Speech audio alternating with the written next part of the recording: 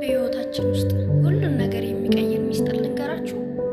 ምስጋና ምስጋና ነው። ምስጋና አለ ማለት ችግር የለም ማለት አይደለም። ችግር አለ፣ ግን እኛ ካለን ችግር የሚበልጥ ፈጣሪ አለ ማለት ነው። ማመስገን ማለት ስለ ሁሉም ነገር ማመስገን ማለት ለፈጣሪ ክብር ምስጋና ስትሰጡ ደግሞ ራሳችሁን ነው የምትረዱት። መጀመሪያ ራሱን ያከበረ ሰው ሌላውን ሰው ማክበር ይችላል። ራሱን የወደደ ሰው ሌላውን ሰው መውደድ ይችላል። ራሱን ያከበረ ሰው ለሰዎች ክብር ይኖረዋል። ለማንኛውም ነገር ለራሱ ክብር፣ ፍቅር ያለው ሰው ለሁሉም ነገር ይራራል። ለእግዚአብሔር ለፈጠራቸው ነገሮች ሁሉ፣ ለአትክልቶች፣ ለእንስሳቶች ይራራል። ያ ደግሞ የሚመጣው ምስጋና ነው። በምስጋና ያለንን ነገር በማመስገን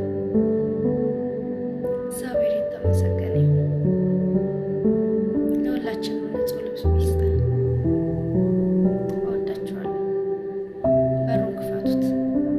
የልባችሁ እግዚአብሔር ይግባበት፣ ብርሃን ይግባበት፣ ተስፋ ይግባበት፣ ፍቅር ይግባበት፣ መትረፍረፍ ይግባበት፣ በረከት ይግባበት። ተከፈት በሉት። ይከፈታል። በማን? በእግዚአብሔር። እግዚአብሔርን የያዘ ሰው በፍጹም አይወድቅም።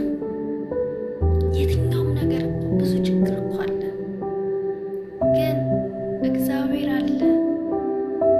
ችግሮችን የሚበልጥ አምላክ አለ።